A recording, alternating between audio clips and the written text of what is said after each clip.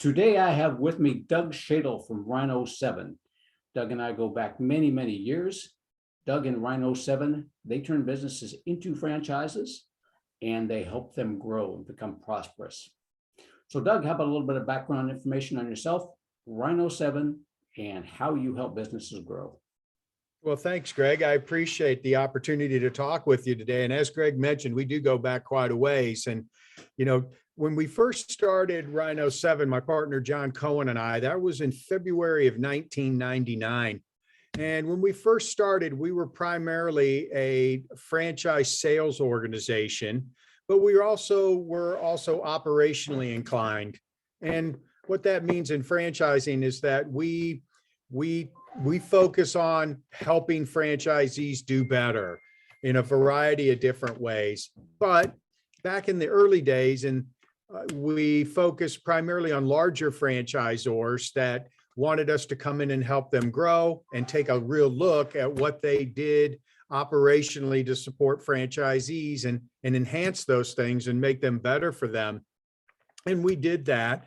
But as years went on in Rhino 7, we got more into emerging brands and started helping younger brands that we could have more effect on, especially ones that we really liked and thought were fantastic. So we could go in and help them set up, real estate systems, software systems they would really need. And what that helped us do with those early franchisors is really, Greg, it helped make them more mature than they really were.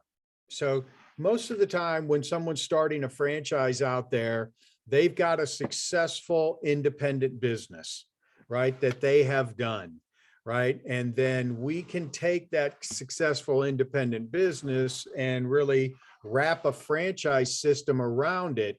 And then the franchisees can thrive. So, today at Rhino 7, we're obviously an FSO, a franchise sales organization, but we do have multiple divisions here. We've got the franchise sales division and all the teams that go out and help grow the franchisors that we help. We also have operational teams that support franchisees all over the country. We also have a large real estate division that helps our retail-based and medical-based franchises open and get their facilities in a position to really be ready to go and get started. So we project manage the construction and everything related, help them find the sites. So we do a lot of different things in our different departments, but a lot of people don't know we're also franchisors, right? So we're not only a development firm, but we also are partners in multiple franchisors, and we're also franchisees, Greg. So I've been a franchisee in a construction franchise for 8 years, and I'm getting ready to launch another franchise here at the first of next month. So I suppose if I look back in time, I went to college to be an engineer. Shocked my parents, right, when I didn't get into that, but I stumbled into franchising not long after. And then that really got us to today. So with what we're looking for with a franchisor, and it could be varieties of different types, right? We can help mature brands that have gotten stuck or need some help, or it could be a emerging brand that already has a franchise system, but just isn't sure how to really grow and what they need to do to put together, and probably needs a strategy to come up with that to do those things. But if you're a business out there that is looking to become a franchise, then there's a few things that you really need to focus on to first determine whether you really should be one, right? And so, a lot of times with an independent business, let's say a restaurant, for example, the customer base is what is the first catalyst in the business becoming a franchise, because the customers go, hey, I love this about your business, or I love that, you should franchise it. That's all wonderful news. That's great feedback, but they don't know how much it costs, how much is being made, what the owner's role is. They don't know anything about it except they like the product or service. So if you're a business that's getting that, what you really got to do is look at your P&L.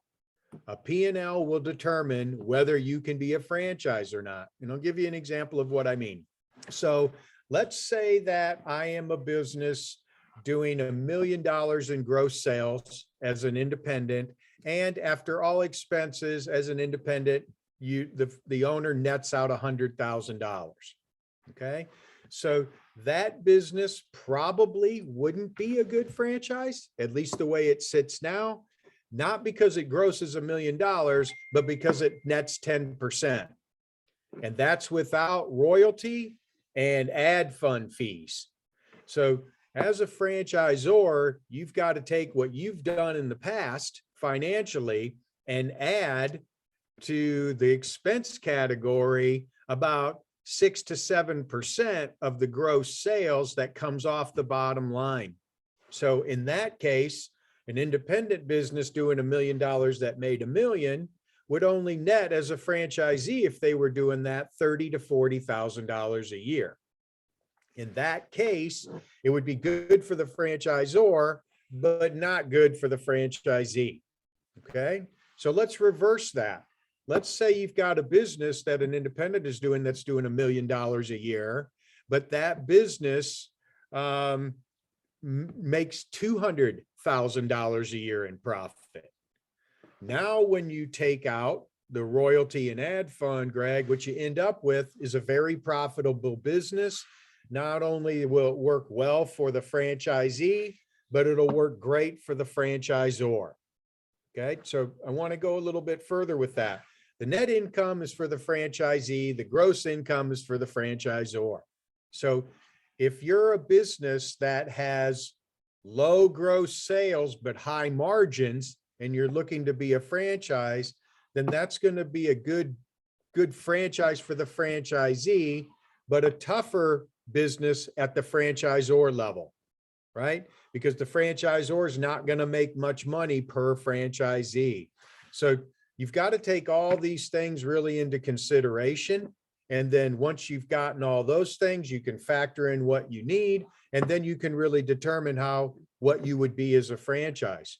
When someone's looking to buy a franchise, right, the first thing they want to do, Greg, is really 4 things. What the business is and does, right? What the owner's role is.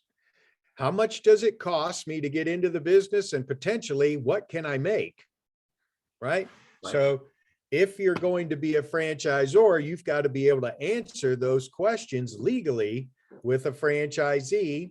And that really dovetails the conversation into an FDD, a franchise disclosure document. So if you're looking to become a franchisor, then you're going to need an FDD, franchise disclosure document, legally by law, and you're also going to need what's called an operations manual. When it comes to FDDs and operations manuals, Rhino 7, we can help you put all those things together pretty simply. Right? But in an FDD, there's a few critical items. And there's a thing called an item 6, an item 7, and an item 19. And so as an emerging brand looking to create a franchise, you're really focusing on that. The item 6 is what the ongoing expenses will be for the franchisor. And that's how the franchisor is going to earn their living, right? And other aspects of the expenses that the franchisee would have. The item 7 is critical because it's a breakdown of all the costs that somebody would entail in getting into the business, including franchise fees. So that answers one of the very critical questions. How much is it going to cost me to get into it? And then probably the most significant thing that goes into an FDD is the item 19. So an item 19 is a financial performance statement that shows prospective franchisees what existing units are already doing financially, because the Federal Trade Commission guides franchising, right? And there are some laws that we all have to abide by in this industry to protect franchisors and franchisees. And one of them is we can't tell somebody how much money they would make, or even a projection of what they would make. So in the FDD, you put your numbers in there of what your existing units do so that prospects can see potentially not only dream about what they think they might be able to make, but actually see what's actually happening.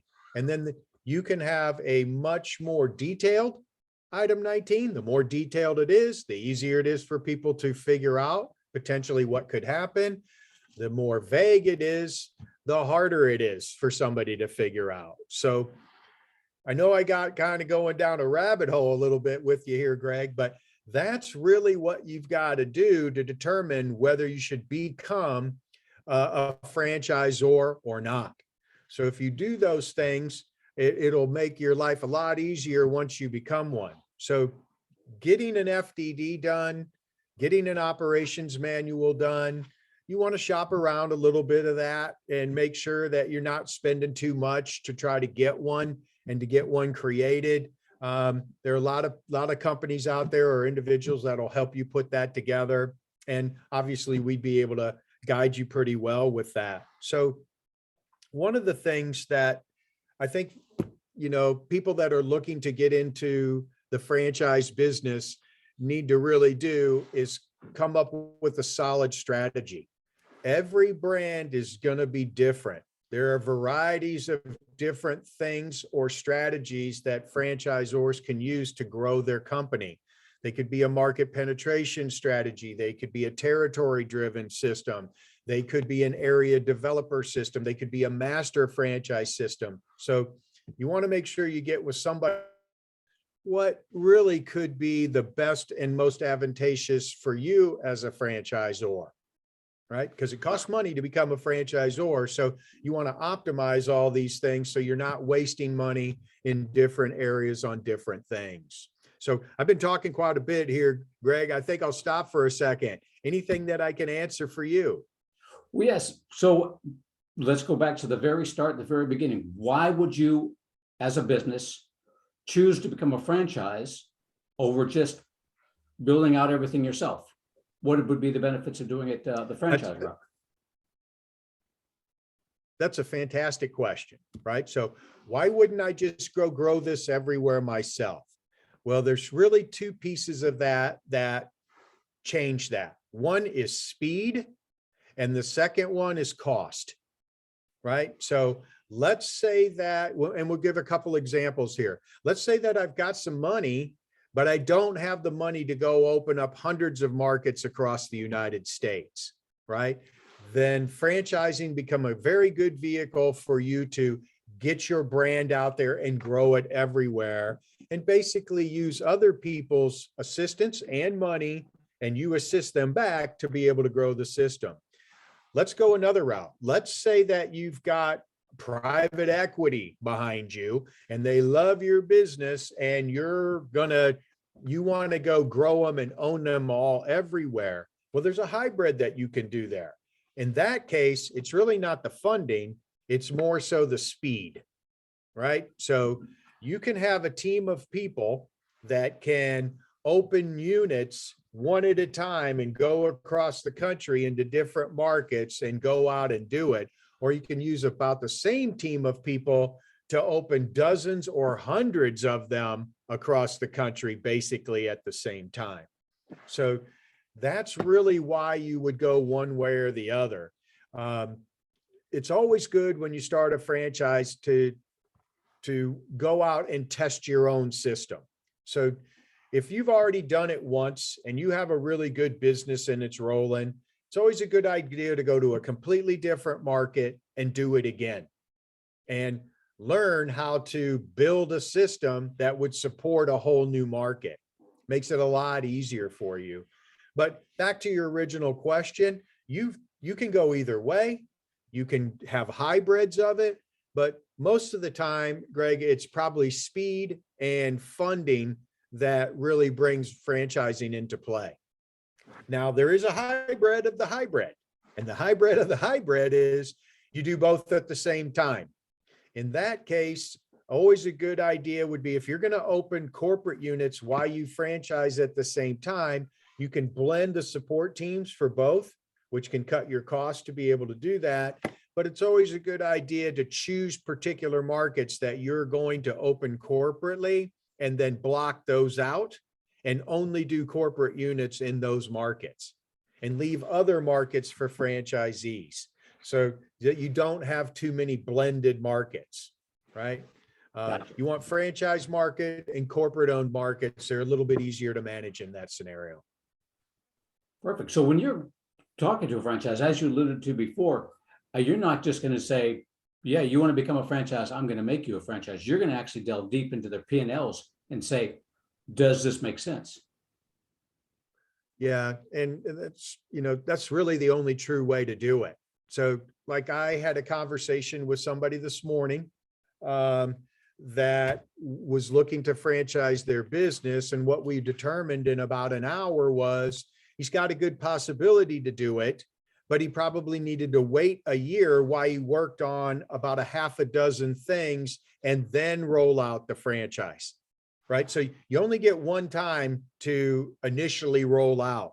So you might as well optimize it very heavily and do that. And that happens, quite a bit. I probably am fortunate enough to talk to 100 different concepts a year, maybe more. And a lot of times it's just a little too soon. They've got things that they should put together first that are going to make them much more successful. Excellent. That's good that the honesty and integrity is there. So you're not just going to grab anybody. You're just going to tell them straight out, it's going to work, or nope, you got to do some things first.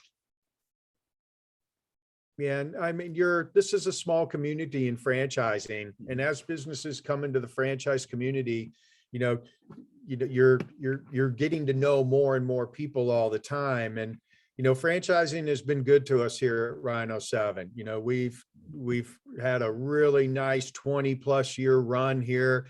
We're growing every day, but we like to give back to the franchise community. And how we try to do that is we want to do that primarily with emerging brands or people that are looking to become a franchise that we can potentially mentor for a while and help them gear their business towards franchising. So we do a lot of that, and it's actually very fun for me to do. Well, why would somebody consider an emerging brand over, say, one that's been around for years and years? Well, when you're somebody that's looking for a franchise, you got to kind of look at your personality. Are you somebody that really wants to see a huge track record of success over and over and over, so that you're more comfortable, you'll sleep better at night? Then if that's the case, you probably need to be looking at more mature brands that are really old and more established. The challenge with those sometimes is finding the territory, right? And getting what you want. If you're somebody that's a heavy believer in yourself and you want to be able to get more of the pie, so to speak, and want the ability, emerging brand's going to be a much better place for you to go, because you've got the ability to kind of pick and choose territories. But also, once you succeed in that business, you have the ability to go get more, right? If you go into a mature business, then you're trying to get yourself wedged in to get one. And then when it works, you're having to look maybe at another brand rather than staying in what you're already really good at, right? So when people come to us and say, well, I want to be a franchise in this, I want to be a franchisee in that, and they're talking about, let's do 3 or 4 different ones. We usually ask them to kind of step back just a little bit and say, why try to be an expert at 4 things when you can be an expert at one thing and do it 4 times? Right? So Right. It's a lot easier to get really good at one thing and repeat it over and over and over again, and then go do the same thing again, than it is to learn 4 different things to try to make each one of those successful. So back to your original question, emerging brands give people the ability to be larger, to make more money and grow bigger. And so they're very advantageous. Perfect. Thank you for that. One thing that's on a lot of people's minds out there today, of course, is with the COVID situation. Have you noticed any changes in the industry types of franchising dealing with COVID?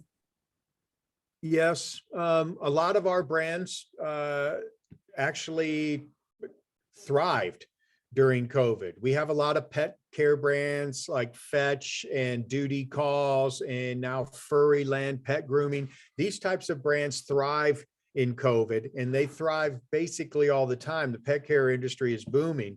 Our medical brands like MedSpa 810, QC Kinetics, they boomed as well because they're deemed essential, especially with QC Kinetics. But we also have a restaurant brand. It's our Donut Experiment brand, and that brand has struggled with COVID and being forced to open and close, and then hiring and staffing has become more difficult in the restaurant industry. So some industries are doing well, other industries are treading water. So when you're looking at franchises out there to get into, sometimes we have a tendency, Greg, and I'm sure you see this a lot, to focus on what's happening right now, right? What's going on right now. And when you do that, you could be missing very good opportunities. Like, let's say that you really like fitness, and fitness is kind of battling out there a little bit like food is, right? Well, that's going to change, right? We are not going to be in COVID lockdown forever, right? Your fitness and food and everything, these are all coming back industries, right? COVID has not only affected an industry, but it's affected labor, primarily because we've had a lot of people, especially young mothers of young children, have not come back into the workforce, right? They step back, they're still taking care of their kids, and you got a lot of school systems that are bouncing in and out of remote learning. And so it's made it hard for the labor market to come back. So what we're seeing right now is we're in this peak again with the variant, but we're really not seeing too much slowdown on about anything. It looks like the public's out there using it. One thing that COVID has also done, Greg, is it's made service, especially home service related businesses, very, very coveted. Let me put it that way, right? Because people have gotten very used to people coming to them to help them and do things. And so COVID just pushed forward that side of all industries. In other words, more service related at home. So businesses that do home services have thrived through COVID and continue to thrive because that's what people want now. It's actually changed their behavior. And we really see that like in our Furryland mobile pet grooming business. It takes weeks and weeks, if not months, to try to fulfill all the requests that you get to do the grooming, simply because that's what people want now, right? They want that to be that way, or in-home services. Doug, that's a lot of great information that you had out there. I do appreciate all your time. How do people get a hold of you if they want to learn more about Rhino 7 and becoming a franchise or other services? Well, I appreciate that. You can always go to our website, R7FDC or rhino7.net, or just Google search Rhino 7 franchising and we'll pop up, and then just reach out to us and we'll set up a time to talk with you and learn about your business, help you learn about us. And then we can help see if we can help grow you and put you into a position to be very successful. Appreciate all your time today, Doug. A lot of good information out there, and reach out to Doug at Rhino 7 anytime you need any information. Thank you, Doug. Have a great day out there, Thanks, sir. Greg. Have a great day. Take care. You too.